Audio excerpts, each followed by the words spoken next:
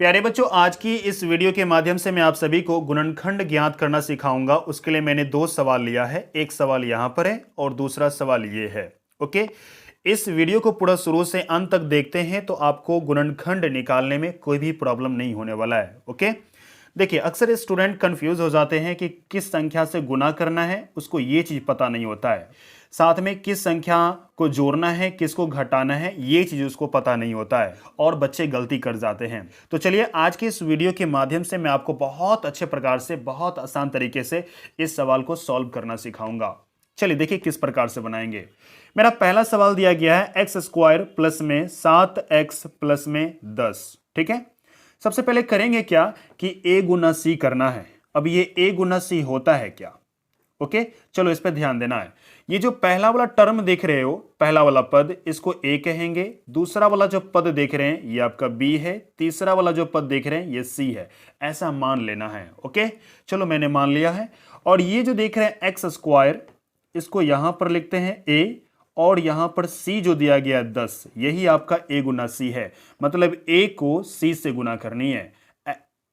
Okay, मतलब क्या है कि एक्स स्क्वायर को 10 से गुना करनी है। मैंने गुना किया, देखो अगर गुना करते हैं तो मेरे पास आता है यहां पर 10x स्क्वायर। ठीक है, ये जो 10x स्क्वायर आया है इसको ऐसे दो भागों में बांटेंगे जिसको गुना करने पर यही 10x स्क्वायर आ जाए और जोड़ने घटाने पर आपको ये आ जाए। ओके, बात समझ में आ रही है? दो शर्त कंप्लीट करनी है। पहला शर्त क्या है, ध्यान से सुनिए।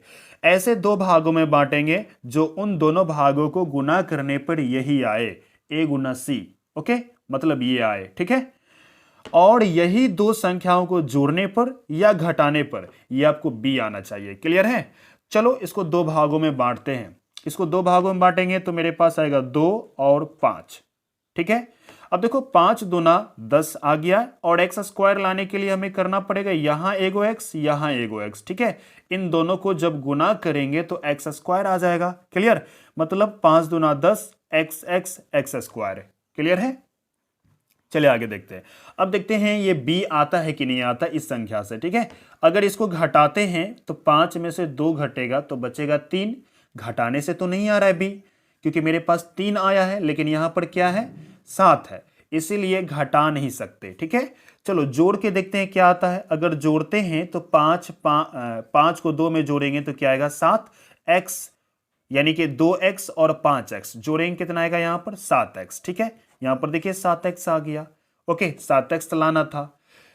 टोटली कहने का मतलब है कि ये 2x 5x, ये दो ऐसी संख्या हैं जिसको गुना करने पर ये a गुना c आता है और जोड़ने या घटाने पर ये संख्या आता है। ओके, घटाने पर तो नहीं आता लेकिन जोड़ने पर आता है। ठीक है, चलिए आगे बढ़ते हैं। बस कुछ नहीं करना है, थोड़ी सी ध्यान देनी है। यहां पर एक्स स्क्वायर ठीक है, कोई दिक्कत नहीं है। ये 7x की जगह पर आपको ये वाला संख्या लिखना है। ओके, ये जो मैंने दो टर्म लाया है इसको लिखना है। ठीक है, चलो लिख लेते हैं। क्या आ जाएगा मेरे पास, 2x, और यहां पर क्या है मेरे पास, 5x। ओके, मैंने ये दोनों लिख लिया। और यहां मेरे पास दिया गया 10, उसको वैसा ही लिखना है। ठीक है, जैसा है वैसा ही लिख देना है। क्लियर?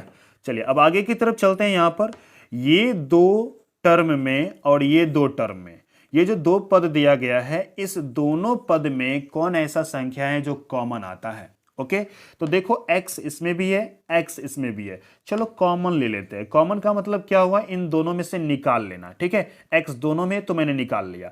निकाल लिया तो मेरे पास क्या बचा, यहां पर बच गया एगो x, क्योंकि इसमें 2x था ना, एगो x बचेगा। ठीक है, और यहां से x निकल गया है तो मेरे पास यहां पे सिर्फ 2 बचेंगे। क्लियर है? चलिए आगे की तरफ चलते हैं।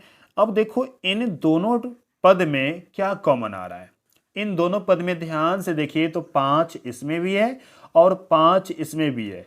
ओके, क्योंकि 5 दूना 10, तो 5 इसमें भी है ना। चलो 5 इनमें से कॉमन ले लेते हैं। ठीक है, चलिए तो यहां पर क्या बचेंगे, सिर्फ x बचेंगे। और 5 इसमें से जब कॉमन ले लेंगे तो क्या बचेगा, 2 बचेगा। यहां पर बच्चे कंफ्यूज हो जाते हैं कि 5 निकाल लिए तो 5 बच गया, इसमें नहीं। 5 दूना 10, यानी 5 और 2 का गुना यहां पर है। ठीक है, तो मैंने 5 निकाल दिया तो 2 ना बचेगा सिर्फ। ओके, चलिए अब देखिए यहां पर थोड़ा सा ध्यान दीजिएगा। तो ये टर्म यहां से यहां तक, ठीक है, और ये टर्म यहां से यहां तक, इन दोनों में ये वाला ब्रैकेट सेम है। बराबर है, ठीक है। इन दोनों में से कॉमन ले लेंगे। ओके, चलिए कॉमन ले लेते हैं तो मेरे पास x प्लस 2 बचेंगे और यहां क्या बचेंगे, x प्लस में 5। क्लियर है, ये आपका आंसर हुआ। ठीक है, चलिए ठीक इसी प्रकार से अगले सवाल की तरफ चलते हैं। अगला सवाल यहां पर दिया गया है कि 2x² माइनस 7x प्लस 3। ठीक है, जैसा a गुना c यहां पर किए थे सेम उसी प्रकार से यहां भी करना है। ठीक है, चलो a गुना c कर लेते हैं। ओके, a में क्या दिया है 2x² और c में क्या दिया गया है 3। चलो इसको गुना करेंगे तो मेरे पास आ जाएगा टोटली 6x²। क्लियर है, अब ये 6x² को ऐसे दो भागों में बांटेंगे जो गुना करने पर यही चीज आ जाए, जोड़ने या घटाने पर ये चीज आ जाए। ठीक है, यानी b आ जाए। ओके, चलो देखते हैं कौन संख्या होगा। अगर यहां पर मैं 3 ले लूं और यहां पर 2 ले लूं तो 3 2 6 तो आता है। ठीक है, लेकिन 3 2 जोड़ेंगे तो 5 7 आ रहा है, मतलब 7 नहीं आ रहा है। ठीक है, 3 2 घटाएंगे तो भी 7 नहीं आ रहा है। ठीक है, इसका मतलब ये जो संख्या लिया मैंने ये गलत लिया है, ये संख्या नहीं लेना है। ठीक है, अब कौन सी संख्या लेंगे, तो यहां पर मैं एक संख्या और लेता हूं 6 और दूसरा संख्या लेता हूं यहां पर x। 6 का ही 6, कोई दिक्कत नहीं है, और 6 में एक जोड़ेंगे तो 7 भी आ जाएगा। ठीक है, लेकिन साइन का भी ख्याल रखना, माइनस में लाना है। ठीक है, इसको भी जोड़ेंगे तो प्लस में आ जाएगा। ठीक है, तो करना है क्या कि माइनस दोनों में लगा देंगे।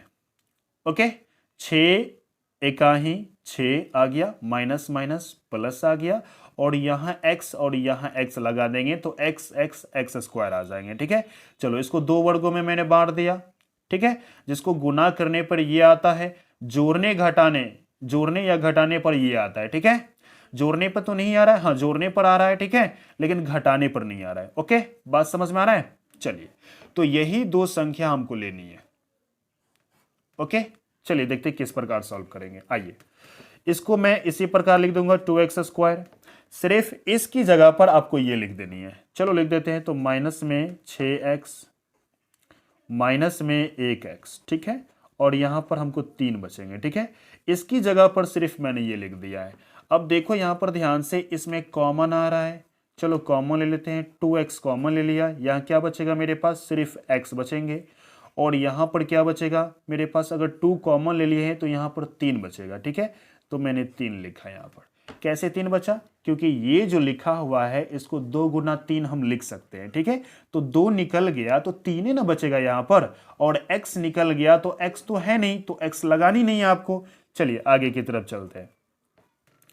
देखिए यहां पर इसमें क्या आ रहा है कॉमन, इसमें 1 आ रहा है कॉमन। ठीक है, कुछ भी अगर कॉमन नहीं आए तो 1 कॉमन आएगा। ठीक है, चलो मैं 1 ले लेता हूं यहां पर से कॉमन, और यहां क्या बचेगा हमारे पास, x बचेगा, और यहां प्लस लानी है। ठीक है, तो करना है क्या कि माइनस पहले से अवेलेबल है, यहां माइनस लगा देंगे तो माइनस माइनस प्लस। ठीक है, और 1 कॉमन लेंगे ना तो 3 ही बचेगा यहां पर। ठीक है, क्योंकि इसको हम 3 गुना 1 लिख सकते हैं, 1 तो निकल गया, सिर्फ 3 बचेगा यहां पर। क्लियर है, अब आगे की तरफ देखते हैं।